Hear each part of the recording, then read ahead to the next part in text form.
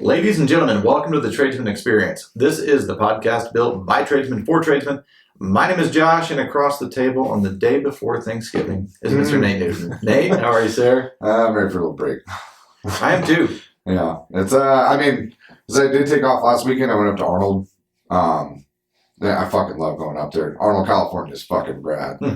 But I'm ready to just spend one day with the family and then just kind of do whatever the fuck I want for 4 days, 3 days, whatever, and take a little time to myself. So pretty jazzed about that. I know how much you love Thanksgiving, so. I actually do like Thanksgiving. I just, this year is going to be different, and I'm not even sure exactly what's going on yet. I'm going to talk to Matt. Matt's going over to my place because Nick's doing a big brisket or something, so. Most likely where I will be. I won't even be there. I don't want to talk about leadership all fucking day, Josh. I don't want to talk to you over the holiday. I don't blame you. I'm going to try to... why are you so quiet, Josh? Nobody wants to talk about what I want to talk about. I'm just going to get drunk in the corner by myself. I'm looking forward to kind of having that detachment and removing myself from... Just from the day, the day-to-day grind, as everyone is. And I'm not going anywhere. Mm-hmm. Not doing, the time with Matt and Nick sounds like what I'll be doing. But Matt and I are going to hang out Friday. I haven't hung out with just Matt in maybe since the spring. Damn. Yeah, where it's just been him and I just kind of hanging out. Right. And so we're going to hang out Friday. How's your duck up with us tomorrow morning? Trying to think. Hold on, let me find an excuse somewhere. No, I'm trying to think, but the only time the gym's actually open tomorrow at 9, and I'm trying to decide if I want to go. I've been saying no to a lot of things because it, to the commitment thing we talked about, it's commit to the things you need to say no to. Yeah. If it interferes with gym time, it's a no-go. I've been trying to avoid it. Well, honestly, we'll just shoot a bunch of geese and you can carry them around the river. That's a fucking workout right there. Yeah. Give me 15, 20-pound geese. And, couldn't even tell you where my stuff is. That shotgun's sitting in my office. Well, that I know. We got to get that stock on there. Oh, Matt. He's acetone will clean this weapon that has a fucking camo wrap on it. There's just a white spot.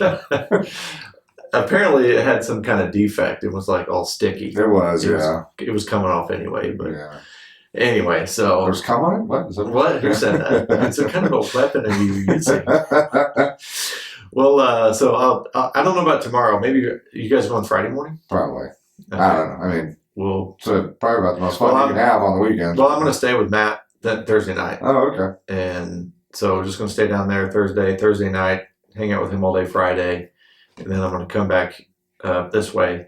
And I'm going to purposely limit the amount of time I spend in the office this weekend. It should be 0, Josh. Take a couple fucking days off, dude. That's my point. Yeah. I was today, so today we met with our CPA to do our, kind of figure out where we were at for the end of the year. And then I came straight here, and I was like, I'm going to take the rest of the fucking day off. Of course, my dumb ass answered 3 phone calls, and I got fucking 15 things I got to go back to the office to do. And I'm like, I said I wasn't going to do this. This morning when I got up, I thought, okay, I had a meeting this morning, coaching session this morning, and I'm going to work in the office stuff until Nate comes. We'll do the podcast, and then I'm going to take the afternoon off. No, you're not. I got here. The coaching session went really well. You showed up earlier than I thought we were going to, so that was awesome. And I'm like, dude, I can get so much work done this afternoon now. So, I want you to just go over there to the Great Basin, go nail a couple of meads, and then nobody's going to do shit the rest of the day. That's so true. That's so true. That's what Matt does, because Matt's addicted to the fucking gym, right? He has to go to the gym. And so if he's like, I need to take a rest day, fucking 3 o'clock hits, and he just downs a beer real quick. He's all right, I can't go to the gym now. Can't work out. Yeah. You're going to shit your brains out later, buddy. Yeah.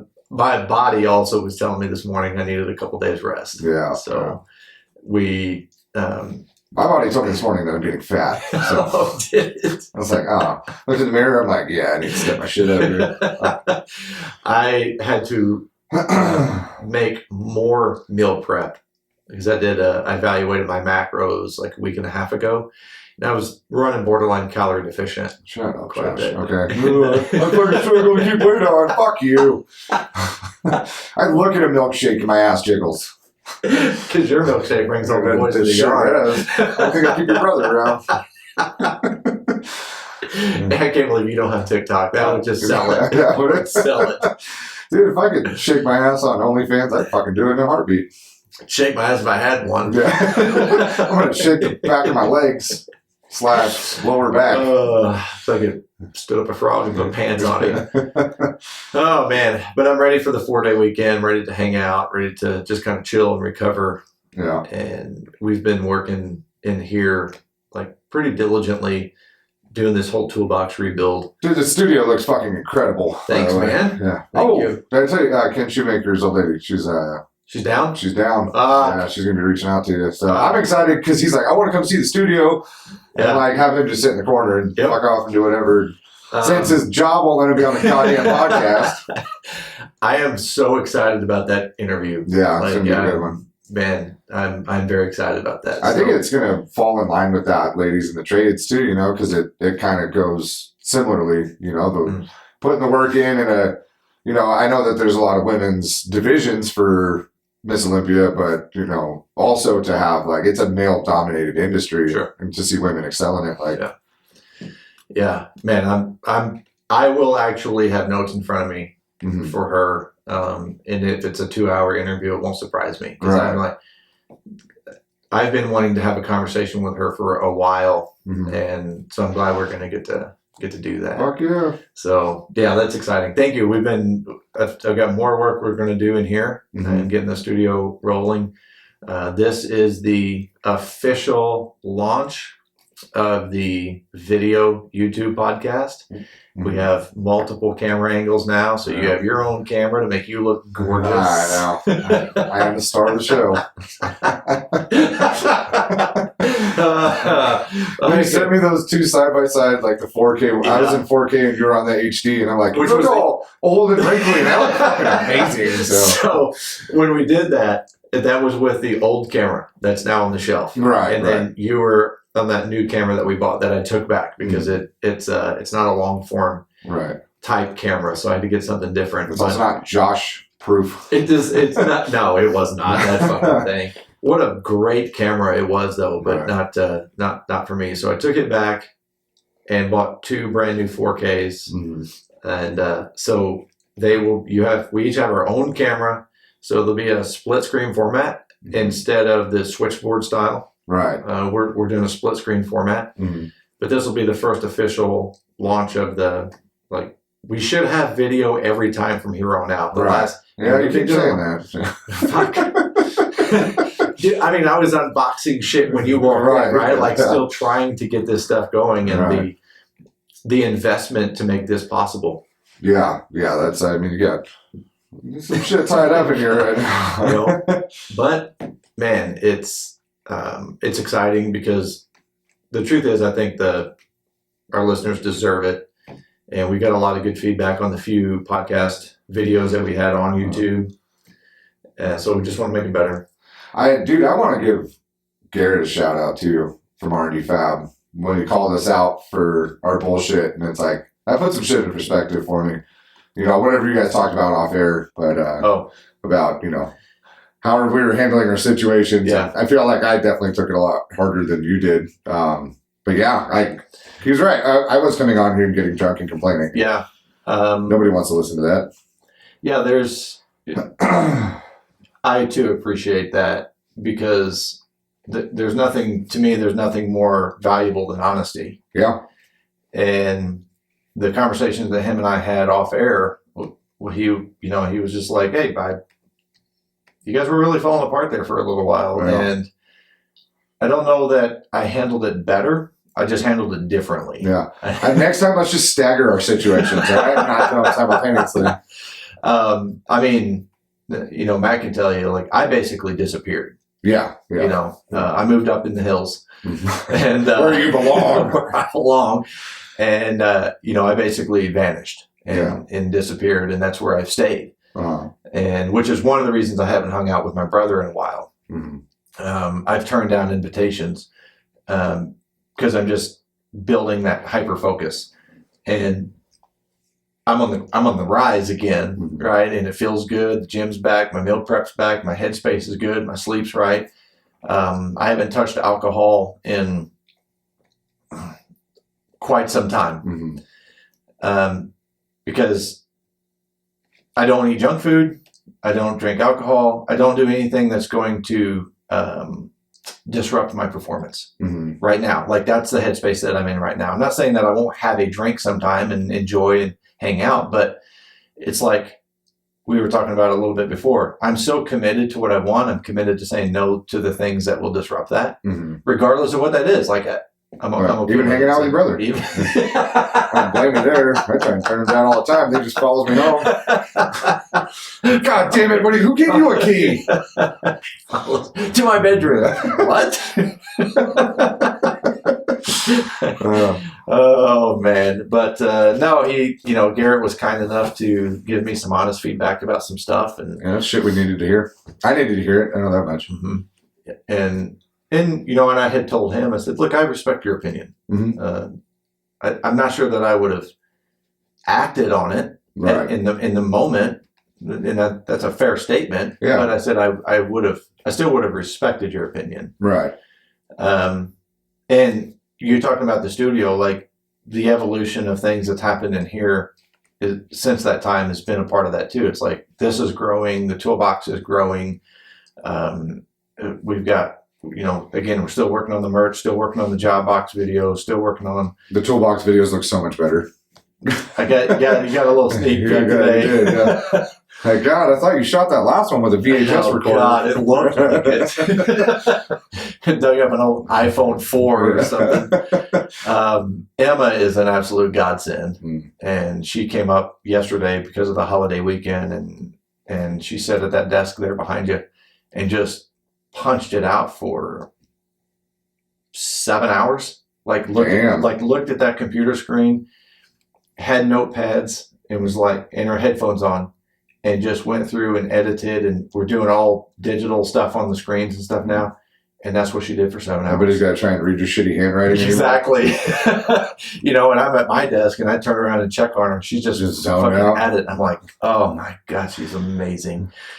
Because I can't stare at the computer that long. Fuck no. It's weird because I can stare at a welding light that long, but I can't not stare at a computer for that long. Yeah. Fucking nuts. It's the most mentally exhausting thing possible. So her being on the team and helping me with all of that, we're just stacking up this rebuild. So next month we're going to start replacing the videos that are in there, and then start expediting the rollout of the new content in the toolbox. So we're still getting people to sign up. People need to go sign up. Sign up for that shit. It's fucking beneficial. Extremely. And there's going to be we're putting up a whole new intro video. Which is also going to be in 4K. Huh. Not no, you. I'm not even invited. You're not invited. You're done. What are you going to use for a model? You're done. Matt. Make sure he doesn't shave his head for a while so that his connects from the hairline just runs right across. Is that Jason Statham? Yeah. It's close. No, that the movie The Magnificent Seven shows that bear's wearing man's clothes. That's you modeling. Yeah. You're welcome. You're welcome. Holy shit. So a couple things that we want to cover today instead of just bullshitting back and forth. One is we're getting close to the end of the year. So businesses need to be strategizing. Evaluating this year into next year. Yeah. You need to be having a conversation with your CPA. Right now, This is not financial advice. I'm not a financial advisor or CPA. What I'm going to tell you is you need to have an idea of so your books need to be up to date. Yep. Okay. You need to have a current Your P&L. reconciliation together. All your reconciliations done. You need to have projections laid out for the revenue you're going to do for the remainder of the year. Mm-hmm. And then they're going to help you make smart financial decisions based on your revenue and profit. Right. You need to have that conversation. Yeah, I mean, it was an eye-opener for us because, I mean, ultimately, at the end of the day, either you go spend it or you give it to the feds. Mm-hmm. Are you saying that you don't have shit you want to buy for around your shop? And it's weird because you look at your P&L and it's, don't do accrual. You need to do the cash side to find out exactly where you're at. But then I look at that number and I'm like, where the fuck is that? Where is it? Then I look at our AR and I'm like, oh, there it is. It's not in the jar out in the backyard. No, sure. It is not. Not my fucking account either. Yeah. But you need to have that conversation. Mm-hmm. You need to be looking at, when you have that conversation, how many of those projects are rolling over? Mm-hmm. How much of that revenue of those projects are going to roll over? Right. Because it's going to affect the revenue. It's going to affect the revenue projections for next year. Mm-hmm. So you need to focus on getting your shit wrapped up. There's companies that's going to have to work on inventory, and try not to be one of the companies that always files for extensions. Mm-hmm. Sometimes it's necessary. I know companies that have like $1 million in inventory. Right. But if you have $1 million in inventory, you should have a digital system that allows you to print that out and go, this is what we have. Should have started working on last month also. Yeah. Having these conversations and kind of thinking about these things. So, the last quarter of the year, everybody's like cramming everything in. Contractors are trying to get stuff done. Homeowners are pushing things for the end of the year. Whatever the case is, it's always busy. Mm-hmm. But just be intentional about the time and the decisions that you're making and strategize. Yeah. You have an entire year of data now. Yeah. What does that look like going into next year? So this is the first time, this is going to be the first year we haven't doubled revenue. Mm-hmm. We're going to be sitting like 85, 90% increase. Yeah. I mean, we definitely increased, but we're not going to hit that double mark. And mm-hmm. that bummed me out, but sad. Yeah. You guys were going on 4th year straight. This would have been year 5. But I mean, I'm still happy with what we did, and we learned so much this year. And I'm excited to have our kind of decompression meeting with you, mm-hmm. where we start, look at what we did throughout this year, really get analytical about it. So just some weird numbers. I bid on $13 million worth of work this year. Then whatever I ended up doing, it's whatever. But so remember, that was a question I asked you the other day. Yeah, so I literally did that math this morning, printed out all my shit, and added it all up, and I'm like, damn. But I mean, our profit margins were also double this year what they were last year. So yeah, we didn't double revenue, but we doubled profit. Mm-hmm. So that's a fucking huge take in itself, right there. That's big. That's a big deal because that's on the back end, right? The revenue increase is on the front end, right? But if you're not holding on to it, there's no fucking point. Right? Exactly. So you were still able to increase revenue, but you doubled your profit percentage. Right. You doubled your profit percentage. Well, double profit percentage on higher revenue is more than double. Mm-hmm. Right? It's like the math works out. It's like still more. Right. But I think it's good for people to evaluate. And if you look at your company coming into this year and compare it to your company coming out of this year, you should learn some things. Fuck yeah. But so many people just do this. Going through the motions. Yeah, they go through the motions, right? And it's like, well, we're just going into another year and we got this and we had this. Well, I had to fire these people. We hired these people. We lost this contract. And they create this hamster wheel narrative that they plug into next year. Right. And they expect a different result with the same actions. Mm-hmm. It's like, man, you should be who you were at the beginning of the year, who you are now. If you look back, you should be able to recognize that company or that person. Right. Because that's the amount of growth. And that growth isn't percentage wise, just transformation growth. Yeah. Intelligence growth, market awareness growth. Well, because looking at what we have bid out for going into next year, we've got some big numbers staring us in the face. And I was sitting there thinking about it as I'm sending this bid off that's like 1.7 million.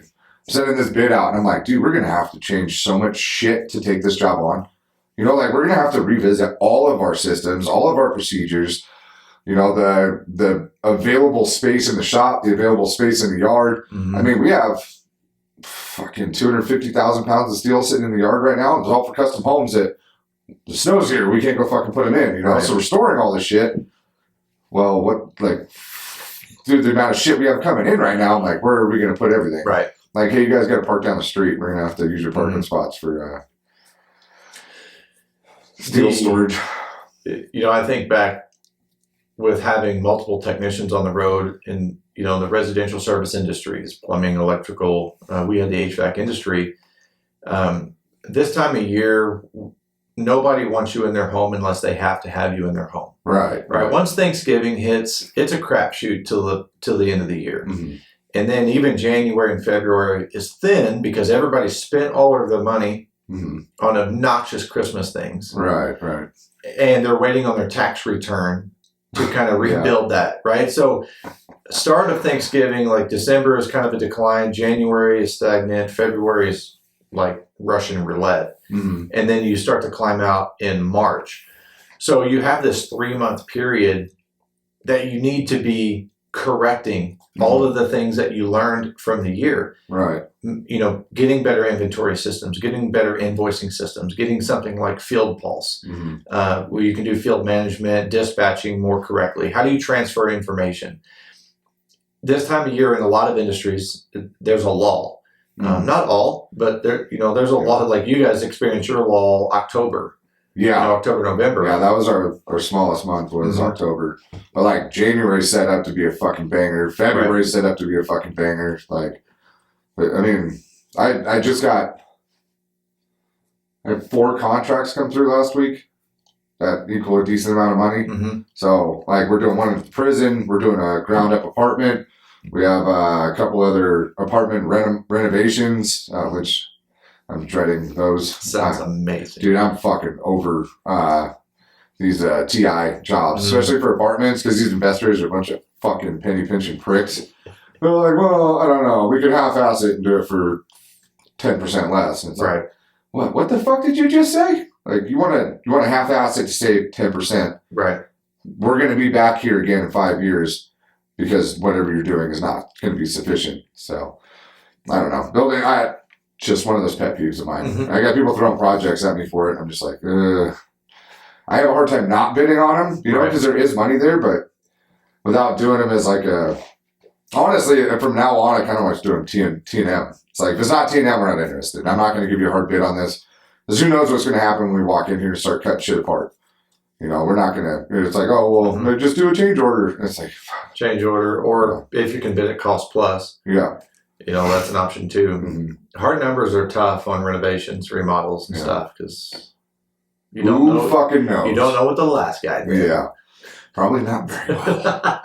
That's so true. That, or it's covered in asbestos, right? And yeah. Like, well, you're covering the abatement. Yep, exactly. That kind of shit. So, just people just need to be intentional. And if you're not a business owner, okay.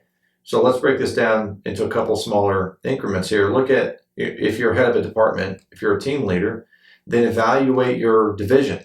Evaluate your department, evaluate your operations. If you're a technician, evaluate your individual performance, your individual operations, your efficiency, your systems, what is it that you need to be doing differently and better. Coming up early in my career, I made the really bad habit of just depending on the company to dictate my success. Yeah. I mean, most people operate like that, right? That's right. Yeah. Huh. That's a good point. So listen up, you fuckers. So you want to take ownership of that, and you want to take control of it. Go, okay, this is what I need to do. And when I made that transition, like, yeah, guys would bust my balls and shit, but my service truck was spotless. And I could fix almost anything out of my truck. Right, it was fucking tits. But guys were like, God damn, how many toolboxes you got? I'm like, as many as I need. Right? I wish I could fit a few more on there. I do. But no, it's like, okay, how can you equip yourself? What skills do you need to learn? What training do you need? So, it's year end, holidays are here, family shit's all crazy. How do you want to go into next year? And so now building back up to the top, right? So let's figure out how to marry all of these together. Moving past the financials and operations of the company, let's look at the team. Again, you don't have to be a business owner to have this conversation. You need to be a leader or somebody that has some level of authority or empowerment to make decisions. You can't promise people shit if you can't deliver it. Right. But moving into next year, you need to have a growth plan. Mm-hmm. And to my point, it's like, I don't want to allow the company to dictate my success. Well, that means I need to create a growth plan for myself. If the company has a growth plan, all right, and this, as you titled it, this decompression session that I'm going to go through with you and Matt, which I have a couple other companies that also have asked me to do that with them. Creating a growth plan for 2023 is going to be part of that conversation. Mm-hmm. So you need to know, what is the company's overall plan? Yeah. What is the company's overall vision and goals for next year? So you need to go ahead and set that up. That needs to be there. Yeah, I mean, because if you're growing right now, like, we're in the 5th year, we're still growing exponentially. Like, things are going really well, but dude, we have to revamp everything. Right. We see the flaws and all the shit. Like, is we had this stride around April to August where we were just banging on shit. Shit was getting done, flying out of the shop. It was getting done right. And then all of a sudden it started to teeter out. And then we had like a really rough month of a bunch of rework, and just like systems fell apart. And Matt and I were like, fuck, we outgrew them. Like, we need to revamp all of this, So, I mean, the things have gotten so much larger. Dude, Matt's we went and met with the CPA. He's got to go to Burns Machinery and pick up, it's a $21,000 plate order. Mm-hmm. So there's 6 pallets that weigh over 2,000 pounds a piece. Like that, and that's for one fucking job. That's just the plate set. Yeah. So like, just factoring in logistics into that, because I don't factor in logistics. I'm like, most of our jobs are able to haul our own shit. We got that gooseneck trailer. Yeah. But the jobs we're looking at now, dude, we got to pay freight. We have to get, luckily our buddy Rob Hurt, he's a fucking awesome dude.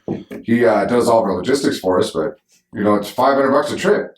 Yeah. That's not being factored in, so that's like something that's got to get invested in there. So you got to look at every aspect of what you're doing, and look at where you lost money at this year too. What did you not include inside your bids? What have you been overlooking? How do you create some sort of system to not do that? So like I ended up making a bid form sheet that lays everything out. It's like structural steel, shop rate, rig rate, and then I have handrails, chimney caps, like all the different weird shit that shows up in different projects. And if it's not applicable to that bid, I just cross it out. Right. But at least I thought about it. I'm like, is there one of those in there? No, it's under there. Okay. Yeah. But do you know how many times I've caught myself? I'm like, oh, fuck, there is a chase cap in that thing. Yeah. And then you got to go back and ask them for $5,000 to build a fucking chimney cap, Here's what I appreciate about that example is you don't have to complicate a system. Yeah. You created a form. Yeah, that's it. Took me 5 minutes on Word. And I don't know how I managed it, but I did. I did it on my own, okay? I was waiting for a punchline. You just have to create things that allow you to be more efficient, more effective, right? So systems, efficiency, effectiveness, and easy. Easy to use, easy to communicate, easy to access. It doesn't have to be difficult, but a simple 5 minutes in Word will save you tens of thousands of dollars over a year. Right. I mean, you miss the railing somewhere, right? Especially like these commercial buildings. You wouldn't think that there needs to be railing somewhere, but there is, ADA compliance and all that. It's really easy to overlook it. Or bollards. I miss those all the fucking time. I'll have like 6 bollards in my bid, and then there's like 27 of them. You're like, well, fucking where? Where? I did not see those, but it makes you double think. Yeah, I mean, do you have a blueprinted like the parking lot of where all of those go, or you just get the structural details? Some of them are fucked, Yeah. Like, and it's like it'll label one, right? But then it's like, oh yeah, just so you know, they're all over the place. Look for this little circle that's this size and this color. And yeah. Okay. Yeah. Yeah. It's like, yeah. But if you have that note, right? You have a system, you have a form that allows you to, okay, you need to know how many bollards you have. Okay, now you go through and you count and it's done. You fill in the blank and you move to the next thing. So I like that point because I think people often get attracted to the idea of sexy, complicated systems. But that sounds terrible to me. It's just like, no, just create a fill in the blank, circle this Word document. Right. We're tradespeople. Like, make it simple. Right. Just give me a crayon. Let me circle what I need and get the fuck out of my way. Yeah, right? Hopefully he doesn't need it in the process. Oh, I haven't had a peach one. But no, so you know, part of that evaluation of the company is understanding what is it that needs to grow, what needs to develop, what needs to be created, because you do outgrow systems. You also outgrow expectations. Yeah. You should never outgrow your non-negotiables. Right. Okay? So a company needs to know what those are. But you will outgrow your expectations. It's really easy to have low, simple expectations when you have one or maybe two people in your company. Mm. You think about how many things you let go when it was just you and Matt and Grant. Right. Yeah, all that little shit adds up a lot now that there's 9 people involved in this organization. Like, that adds up to thousands of dollars. That's right. And with that, with the kind of the growth of expectations comes the necessity for better communication, better leadership, better systems like we talked about, better people. Right. I've seen so many companies outgrow people. Yeah. You guys experienced it. I'm working with a guy right now. I think he's on the threshold of outgrowing one of the guys on his team because some people just don't want to grow. Right. They have this job mindset, right? Just over broke. They have this job mentality because they don't know what they want to do and they haven't committed to being a tradesman. Right. Which is a whole nother conversation and mindset. But when you have people like that, ultimately there's probably not a position for them because you're going to continue to outgrow that individual. Right. Well, because there's a lot of times you hire somebody just because you need a hand. Yes. You're not necessarily looking for the skill. You're like, I just need a body that's here to fucking help hold the other end of this fucking tape measure kind of thing. And then next thing you know, they've been there for a year. And you're like, fuck, you still can only hold a goddamn tape measure. Right, because there was nothing intentional about their development in the company because there was no growth plan. Yeah, and it was a shit onboarding process. You didn't think about what it was that you needed, So true. When you hired them, you're just like, oh, fucking knee jerk, I need a warm body. And then next thing you know, they're attached to your team. And chances are your team probably doesn't like them if they are only capable of doing that after a year. Yeah. But you got to fucking cut that weight because, whatever you're wasting in salary for that motherfucker, you could be investing in somebody that's much more high caliber and providing you 3 times as much for twice the cost, right? Yep. So you really have to evaluate that. So we are probably going to do team evaluations this year. We're not going to drag them in and be like, you fucking did this wrong and that wrong. And right. This was okay. Like that. That's the fucking dumb. But Matt and I will sit down and just go through each team member and kind of. So let's evaluate. Well, let's walk through that a little bit because it's it aligns with what I'm wanting to get into. The first thing you have to do is you have to create a plan for the company, right? Does it align with the vision? Have you guys needed to make some course corrections? Are you still in your lane? Are you creating a new lane? Whatever the case is, you need to know what the business strategy is for the upcoming year. Then when you bring your individual team in, you have conversations with them. First of all, you're going to reveal the vision, the plan to the whole team. Right. And then you're going to revisit that with each individual as you go and say, hey, this is the direction that we're headed for next year. We're looking at getting into more of this or more of that. I want to know what role you're planning to play in the company. Yeah, I think that's a huge part of it is redefining roles and responsibilities, especially with the owners. Like Matt and I, because we listed out our roles and responsibilities, those have changed. Yeah. So we need to revisit it. But we need to start with us first.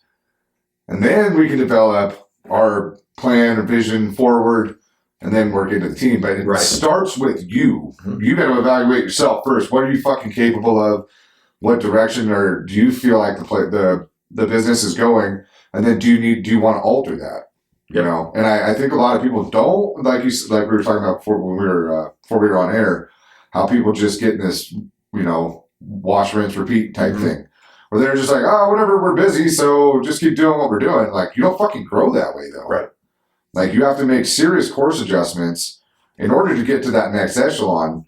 Because if you're not growing, you're dying, right? Like, if you're just being stagnant in the market. Yeah. So quick metric on that comment right there. If you're not growing, you're dying.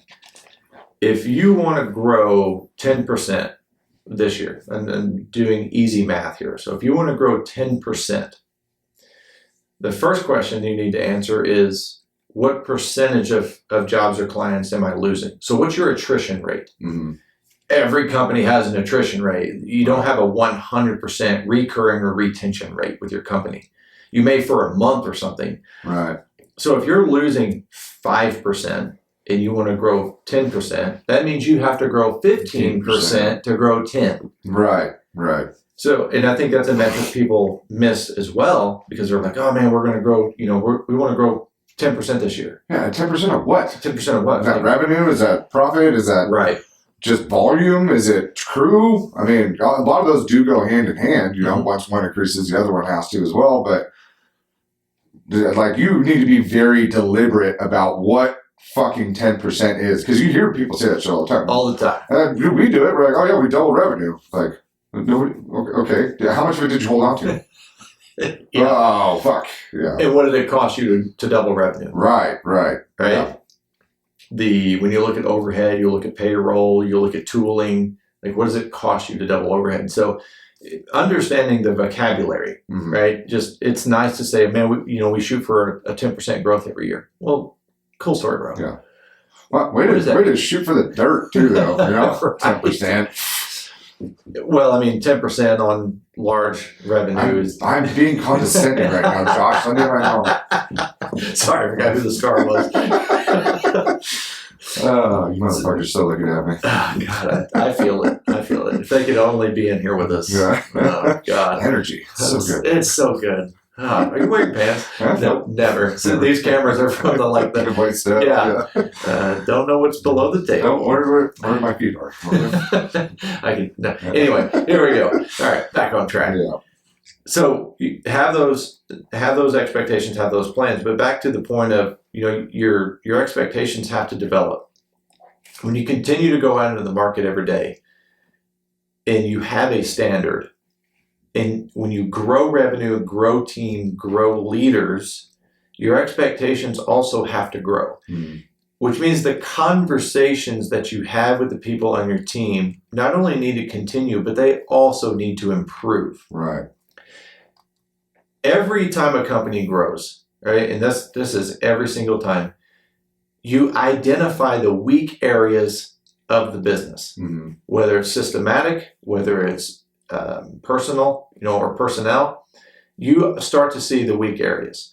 If you have someone on your team that's not performing, right, because now the standard is there, the standard is one of the non-negotiables, but the expectations have evolved. And those expectations may be something like skill set. Right. You need to learn this, specific skill. And, in the HVAC industry, as our company grew, we had to learn how to work on walk-in coolers. We had to learn to work on ice machines. Right. We had to learn to work on 100-ton rooftops on hospitals. Right? Yes, there's some fundamentals that are the same with the way that equipment operates. But as our company grew and our expectations in the market grew, the expectations of what we could do also grew. Right. Which means I had to train or I had to hire some people that could do this shit. Right. And I think setting those expectations is a huge part, because the more you grow, the less you have control over. With inside of your operations, you can't be out there bird dogging all the stupid little shit. So it's either you got to put the right people in the right places, but once you put them there, they have to have the expectations to run with. Like, if you want things to be operated the way your business wants to operate them, you have to convey that to the people that are actually gonna fucking drive the work for you, because the larger we've gotten, I have a serious disconnect with the people in the shop now. Like, and now I got a little more free time on my hands, I'll sit in the shop with them after work and drink beer and just kind of see how shit's going. But there was a long time that I wasn't able to do that. I mean, when it's bidding season, then don't fucking talk to me. Like, I'm trying to keep work out in front of everybody, and I need to focus on this. And it's like the shit that's been coming across our plate lately is massive. And it's like... So you said you have to convey that to your team. Yeah, well, I think you need to instill it in your fucking leadership first. Right. But I want to jump into that specific part right there. Because the question now is, how do you convey that to your team? Mm-hmm. Yes, you need to communicate it. Yeah. Yes, they need to know what the expectations are. And this isn't a fucking Monday morning meeting conversation either. No. This needs to be in writing. This needs to be one-on-one. You know, you need to have individual conversations. Again, lay out the expectations. This is where we're going with the company. This is the type of work that we're doing. This is the type of work that we're wanting to get into. And again, what role do you want to play here? Right. And then you start to develop that growth plan. But conveying that to your team, and those are not the easiest conversations. Right. Because you really have to be analytical about the current performance of the individual. Right. Now, real quick, there's a difference between being analytical and critical. Yeah. Yeah. So be a dick. Be analytical about the performance of the individual, because ultimately what you want to do is you want to supply them with the opportunity to improve. Mm-hmm.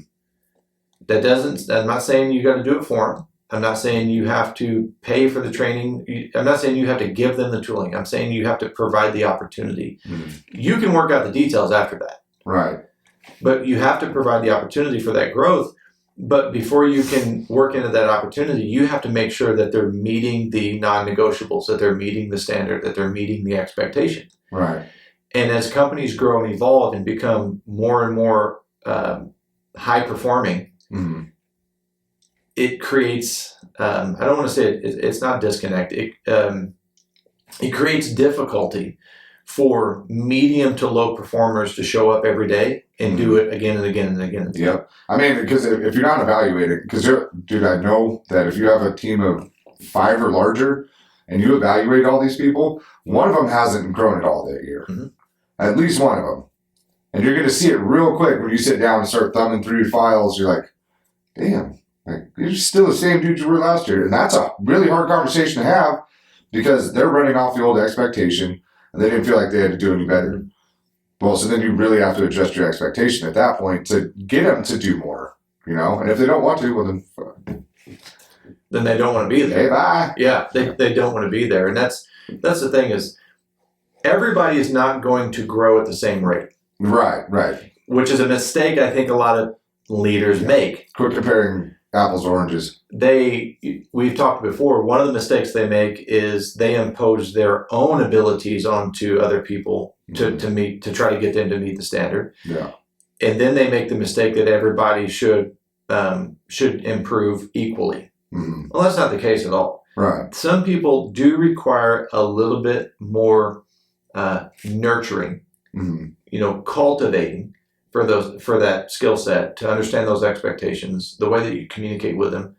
And so you need to invest a little bit more time in them. But as a leader, you have to understand that. You can't do what you said earlier. You can't do this in a group meeting. Right. Like, this has to be like intricate. Mm-hmm. You need to have very detailed conversations. You need to have things in writing. Right. And as we develop a growth plan, and then we reverse engineer that through the year, and then you tell me, yeah, I want to have this certification by this time. I want to be able to get at this pay rate by this time. These are the things that I want to acquire. Okay, so part of that conversation is I'm going to ask you. I'm going to say, okay, so if you don't accomplish this, how do you think I should handle it? Right. What do you think the fallout should be? What do you consider to be an equal consequence? Right. Because you tell me, right? And this is where it kind of gets debatable with some people, because some people are so black and white, line in the sand kind of thing. Mm-hmm. I'm going to generate buy-in of your own consequence. Right. Because you're going to tell me. I think it should be whipped with a wet noodle. Yep. Like, all right, well, bring the noodle. Yeah. But that's part of setting those expectations is setting the expectation of the consequence. Mm-hmm. But if you have that growth plan, you have to understand that, okay, if you don't meet this, then this compensation that you're asking for goes off the table. Mm-hmm. Yeah. Because you decided that you weren't going to meet that expectation, therefore you don't get the reward. Right. But if you don't know what that plan looks like moving into the year, Mm-hmm. and you don't know what that plan looks like and how it complements the growth of the company and the rest of the team, you end up in reactive conversations. Right. You Right. end up with somebody coming in and going, "Hey, boss, you know, I haven't had a raise in a year or so. I was, wanting to talk to you about a raise. Like, why would you wait for that conversation? Right. No, I want to start it off. You tell me what you want. Mm-hmm. I'll tell you how you get there. Yes. Yeah. And creates a completely different perspective. Yeah. Because now when that individual is tardy multiple times, Mm-hmm.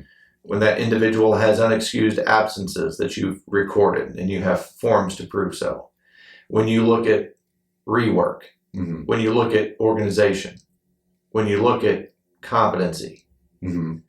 now we're looking at metrics that measure whether or not you're moving towards the goal that you set. Right. Right. It also allows me to course correct earlier than having to be reactive to the situation. Mm-hmm. If you tell me that you want a pay increase and that you want these things, and then 2 months into the year, hey, have you been training? Right. What research have you done? Mm-hmm. Where Maybe are you you- stay where are you late on and this? practice something. Yeah. So now I get to start evaluating performance, Mm-hmm. but I also get to now be a leader. Right. And I get to have those course correcting conversations along the way instead of the deadline hitting and going, okay, I know we haven't talked about this in 6 months. Where are you at? Yeah. I kind of want to share Dee's thing, but I don't know if I want to give out that big of a. Yeah, probably not. Okay. But so what we'll do is we'll big picture it. Okay. Performance-based compensation. Yeah. And performance-based compensation also comes with consequence. Mm-hmm. Okay?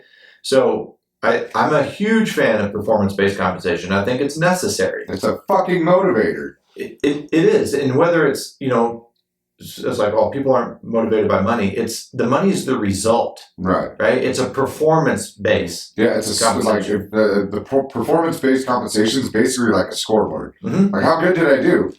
Yeah. Well, you did this X amount of dollars better than we expected. So you can come up with methods, right? Maybe it's quarterly profit sharing. Mm-hmm. Maybe it's, you have a target revenue and then you subtract out of that based on penalty. Maybe it's job performance, job to job performance. Performance-based compensation, however you want to build it, is, man, I'm trying to think of I don't want to say necessary, okay, but I think what it does is it adds to the opportunity. Mm-hmm. Because every market has a ceiling. They have a cap. You have Right. an hourly cap. Yeah. And if you get somebody that's a monster, they're going to reach that ceiling pretty fast. Right. And then what? Yeah. You got to give them the ability to generate revenue to pay them more. Mm-hmm. Because if you make the mistake of paying them far above market value, you're setting them up for failure. Right. Because now they can't afford to go anywhere else. Mm-hmm. Their negotiations are all gone. Right. Right. And you're neglecting performance. But that's also why some people do that. Mm-hmm. Trying to corner somebody, like, well, now you can't leave, and then don't provide them with the right ability, or the right capabilities or the right moments to be able to excel, and then they just they're not happy to be there anymore. And then you're going to watch their performance suffer on top of that, right? If a manager says no one's going to pay you what I pay you, like, go fuck yourself. Yeah. What you should be understanding is and creating is you should be able to say to yourself, no one's going to give them the opportunity that I can give them. Right. Right. If you're going to be a leader and own a business or run a department or a division, that's what you need to be focusing on instead of like, well, nobody's going to pay you what I pay you. Okay. Yeah. Well, then you know what that promotes? Startups. Mm-hmm. That promotes poor fucking business. Right. Is what that does, because now that individual can't go anywhere else and make money.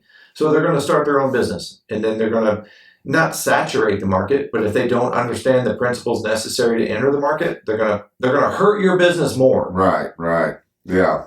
So just fucking be smart about it. Yeah. Just you want to keep the market healthy, take care of your fucking people. Yeah.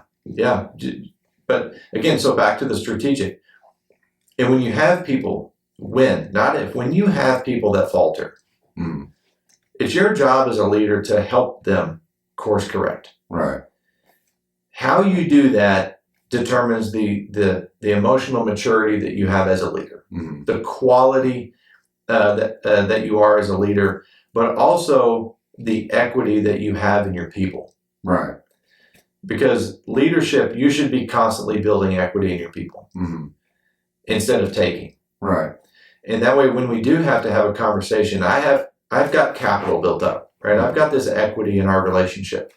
And it's going to allow me to be much more personal, much more detailed, much more deliberate about our conversation, because I know I'm going to have to spend some of that equity. Right. Because you're not going to like this conversation. Right. If your performance sucks, you're not going to like what I have to say about your performance. Right. But I'm also not going to focus on the problem. I'm also going to lay out specifics. I don't like generalized conversation. Man, your performance has really been bad. What do you mean? What the fuck does that mean? No, if you've got rework examples, if you've got quality examples, if you've got client-based experience examples, lay out specifics. And then in that conversation, and it's funny because I was having this conversation this morning. My conversation is going to be, okay, this rework is a problem. Maybe it's attendance is a problem. Whatever it is, I'm going to let's identify the problem. Okay. And I'm going to say, okay, if you were me, how would you handle this? If you were me, would you want me to miss this many days? If you were me, would you want me to have to constantly do this rework? Yeah. So how would you, if you owned the company and you had all of the authority, how would you handle this? It's like the adult version of go pick your switch out. So I can beat you with it. Yeah. Kind of is. And so we're going to walk through that conversation. And then I'm going to ask again, all right, what is your plan to correct this? When is this going to be corrected by? I don't know. If you don't do what you're telling me that you're going to do and would expect, what do you think I should do then? Because here's the thing. Clearly what I'm doing is not working, and you don't understand what it is that I'm trying to share with you. So I need you to tell me what it is that we're going to do here. And then my job is simply just making sure that you do it. I'm going to empower them to create their own opportunity. I'm going to also empower them to create their own demise. Right. I see no flaw there. It's like, because if you don't do what you say you're going to do, well, then we have an integrity problem, and I can't trust you. And they got skin in the game at that point, you know? I feel like that's a burden that a lot of leadership takes on themselves, but it doesn't have to be that way. Because also, whatever you're threatening them with, you know, like, oh, I'm going to send you home for the day. They're probably fucking down to take a day off. Absolutely. Like, that's not much of a motivator to not do stupid shit. But if it starts coming after your paycheck or coming after your days off, you know, it's like, hey, by the way, that trip that you were going to, you know, you want all this time off for, you've already missed this many days, so we're going to have to take it out of that, and you're going to have to work, you know, you want to call in sick once a week. Yep. Sorry, man. And if you don't want to show up for that week, when you said that, you know, when we told you that you had to be here, then you won't fucking be That's here. Your That'll resignation. be your last day. That's your resignation. Yeah. Being in the truth is, if you've gotten to that point in the conversation, you need to go ahead and cut ties. Yeah. It's very toxic at that point. Cultivating performance out of people is a necessity for leadership. I truly believe at the end of it, they either have it or they don't. They are either a high performer or they're not. And more importantly to that statement, they either choose to be a high performer or they choose not to. Yeah. at the end of the day, I believe that to be true. Mm-hmm. Until we get to that point, I'm going to make sure I do everything that I can to cultivate that out of you. Right. Yeah, because there was plenty of times in my life where I just didn't know that I was a high performer because I was lost and I didn't have any guidance, right? Mm-hmm. So I just thought I just sucked at shit. And it's like, no, I just needed some help along the way. Mm-hmm. And now that we've gotten into the coaching, went to the Tony Robbins event and all this other shit, I'm like, that's exactly what I fucking needed. Like, I needed this my whole life, right. Now I get to come in here and do it every week. So you don't know what you don't know. Right. Right? There's a song about that. There might be. I don't know. But again, that goes back to leadership, creating opportunity. As a leader, you have to constantly be learning, mm-hmm. evaluating, contemplating, engaging, implementing, right. and providing. And providing, absolutely, providing opportunity, providing support, providing resources. Yeah. Constantly, because again, I truly believe that you can cultivate performance out of people. Mm-hmm. I think that people want to be led. People want responsibility. They want to be a high performer, and they want to be acknowledged for it. Mm-hmm. And they want to be compensated fairly for it. And right. I think that's good. But I think you have to know how to have those conversations. Mm-hmm. And the higher the performer, the more direct the conversations need to be. Yeah. Because that drive, man, that's I definitely noticed that with the the all-stars that we have. Mm-hmm. It's like, hey, we need this, and this. Got it. End of conversation. Yeah, you're by that point, you're not having conversations of going, okay, well, tell me how you think this is going to benefit the company. Mm-hmm. Like, you've built that trust. Right. They've built that reputation that they have. The decisions that they make is to benefit the company and the team. Right. You're not going to go, well, I don't know. Go ahead and tell me your strategy on this. It's like, no, if you've got a high performer that's in a leadership position, and he's like, hey, we need this. Right. That's why I love it when I get those calls like, hey, we got this piece of equipment that's broke. I'm like, all right. Like, you want to know what it is? I'm like, no, Nick's on his way. Nick goes out there and just don't see him for fucking 10 hours. And then he comes back. He's like, whooped it. I'm like, all right. Yeah. That's it. Now you're, again, with your high performers, with your low performers, they need more nurturing. Mm-hmm. They need more conversation. They do need more attention. Right. If you're going to cultivate that performance out of them, you have to constantly be evaluating. And you have to be educating. Mm-hmm. And you have to be influencing them. That's your job as a leader. And then you'll find at a point that you may hit their ceiling, which everyone has a ceiling. So then you have to ask the question, all right, if this is their capacity, what is the best position for them on the team? And the bigger question is there a position for them on the team? Mm-hmm. Because not everybody wants to be a leader. Not everyone wants to be a shot caller. Right. And not everyone's going to be a best at the technical game. Mm-hmm. They're not everyone is going to be perfect at their craft. Right. So your job is to get them to that ceiling, get them to that lid, and then find out where they best fit in the company. Right. Doesn't matter if the next guy comes in and passes them up or not. That's irrelevant. Mm-hmm. You got to find out where they best fit. But you also have to know where that line in the sand is. What's the minimum? What's the non-negotiables? Right. They have to be very clear of that. Mm-hmm. You bump them against that, you find their lid, you bump them against that ceiling, then now you're going to expect them to perform from 80% to there, mm-hmm. right? Like in that gap, in that lane. That's where they need to operate. Yeah. So can't get 100% all the time, not everybody. No, unless it's me. Oh, God, here we go. You just flex. I sure did. You're welcome. You got a lady boner off of that one. I too am not wearing pants. No. Not anymore, at least. Happy holidays, dude. Happy holidays. Emma said you would make a great Santa Claus. And I said, what do you mean? She goes, his beard. I was like, oh, I thought you were calling him fat. No, that was your job, Josh, and you succeeded. Specifically, she goes, his mustache is amazing. Mm-hmm. Sure is. That is a great Santa mustache. Giving out fucking mustache rides for anybody's interested for the all holidays. All right, guys. Giving out gift cards. Just to say gift cards. Gift cards, yeah.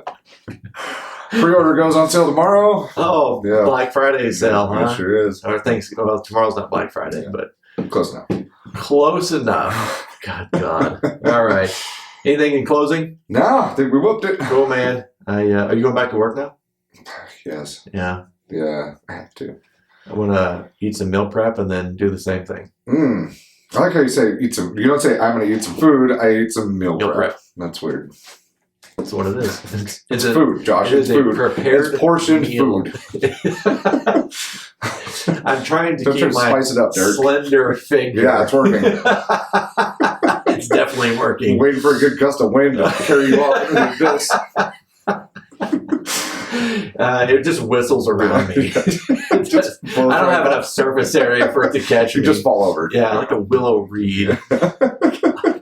All right, I'm getting off here. You can find Nate on Instagram at what?